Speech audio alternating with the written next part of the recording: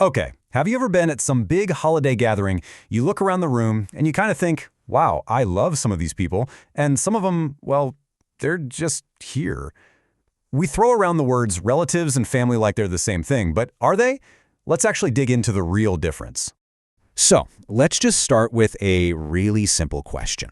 I want you to think about everyone you're connected to by blood or marriage. You know, that third cousin you see maybe once a decade, or that uncle you have absolutely nothing in common with. Are all of those people what you'd truly call your family? And now, let's flip that around. Think about your best friends, the people who've had your back through everything.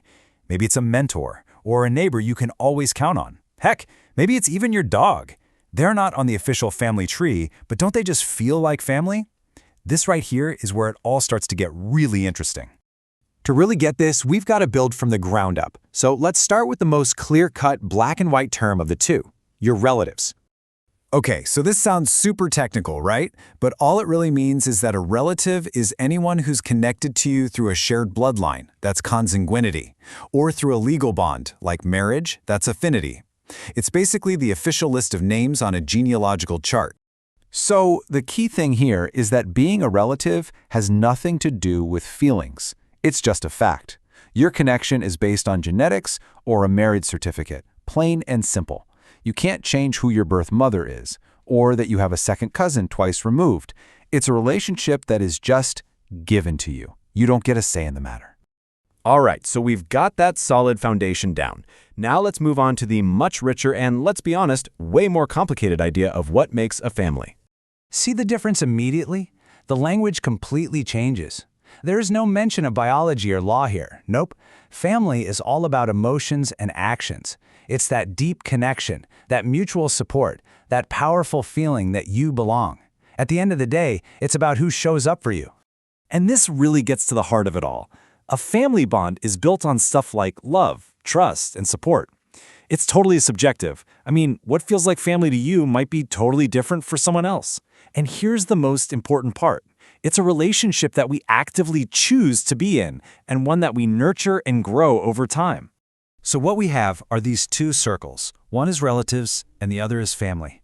Now, if you're lucky, they overlap perfectly. But for a lot of us, they don't. So let's take a closer look at that intersection and the space around it. You can think about it like this. Your relatives are the names and the branches on your family tree. It's a map of your history, it's fixed, and it's factual. But your family is defined by your heart. It's not some map you're handed. It's a map that you get to draw yourself based on who you connect with and who you love. And when you put it all side by side like this, the difference is just crystal clear, isn't it? Relatives are given to you. Family is chosen. The connection to relatives is objective. It's based on blood or law. But the connection to family is subjective. It's all about that emotional bond and support. I love this quote because it just nails it. It's the people you are connected to by circumstance versus the people you are connected to by choice. One is basically an accident of birth. The other is a deliberate act of the heart. And this difference creates something we can call the gap. This is that really fascinating space where those two circles don't overlap. It's where you find the relatives who, for whatever reason, just don't feel like family. And, just as important, it's where you find your family who aren't your relatives at all. Okay, so we've broken down all the terms, but so what?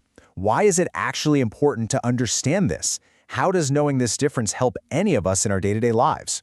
Well, it actually helps a ton. Look, understanding this matters for three huge reasons. First, it is so empowering. It gives you permission to consciously build your own support system, your chosen family. You get to decide. Second, it clarifies things. It helps you manage your expectations so you're not trying to get deep emotional support from a relative who just isn't able to give it. And finally, it's incredibly validating. It lets you know that it's completely okay if you don't feel that super deep connection with every single person on your family tree. That's not a failure on your part. It's just human. So as we wrap this up, let's go back to that question.